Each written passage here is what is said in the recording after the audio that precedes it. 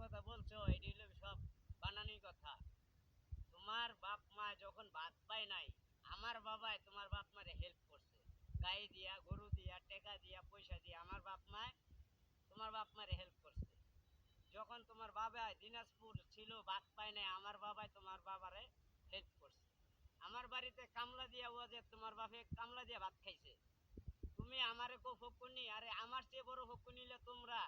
কারণ এই যে বাড়াপুরে যে জমিনটা আছে, এই জমিনটার উপরে তোমার বাবাই, তোমার ভাই, তোমার গোষ্ঠী সহ এই জমিনে আবাদ কইরা তোমরা খাইছো। 20 বছর পর্যন্ত খাইছো। তার বিনিময়ে 1 টাকা আমারে দেওয়া হয় নাই। এখন তুমি আমার কইতেছো আমি গরিব।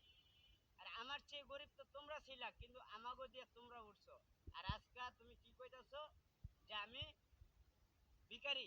না, আমি ভিখারি না। ভিখারি যে কে এটা তোমরাই বুঝতে পারতেছো। কারণ আমি, আমার বাবা তোমাকে দিয়ে ছুঁয়ে গেছে। আমার যে জমিনটা আছে, তোমার ভাই, তোমার মা, তোমার আত্মীয় স্বজন সবাই আমাকে সাথে গাদ্দারি করছো। আমি জমিন বা উত্তরে, দক্ষিণে তুমি দিছো উত্তরে, তোমরা সবাই আমার লগে চিটারি করছো। কিন্তু এই চিটারির ফল ও যে তোমাকে পাইতে হইব একবার, আর একদিন পাইবাও।